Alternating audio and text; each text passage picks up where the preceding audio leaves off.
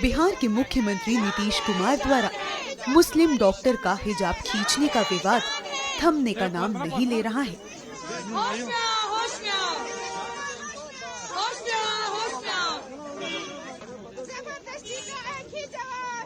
नीतीश कुमार का विरोध सिर्फ बिहार में ही नहीं, पूरे देश में किया जा रहा है। नीतीश कुमार के हरकत की कड़ी निंदा करने के बाद कश्मीर की पूर्व मुख्यमंत्री महबूबा मुफ्ती की बेटी इल्तिजा मुफ्ती नीतीश के खिलाफ FIR दर्ज कराने श्रीनगर के कोठीबाग थाने पहुंची हैं।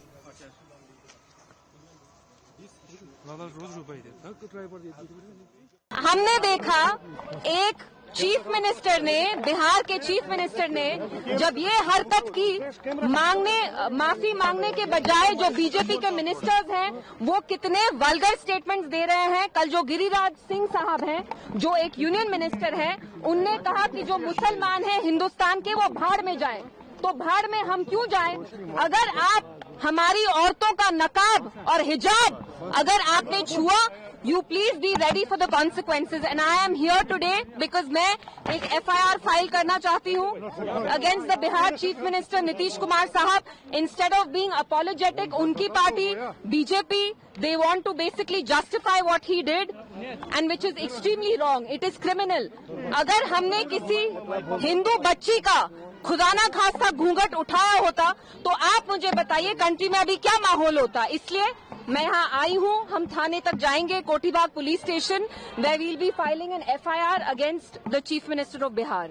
तो इससे पहले आप जो है डायरेक्टर अथॉरिटी के खिलाफ FIR लॉन्च किया था, मतलब उसके बाद जो है उसका प्रोसीजर जो है कोर्ट में जा सकता है। देखिए ये पुलिस तक है, लेकिन हमें अपना काम करना है। And what is most troubling is जो जम्मू कश्मीर के चीफ मिनिस्टर हैं ओमर अब्दुल्ला साहब, हिंदुस्तान में इस वक्त एक ही मुसलमान चीफ मिनिस्टर है of the only Muslim majority state.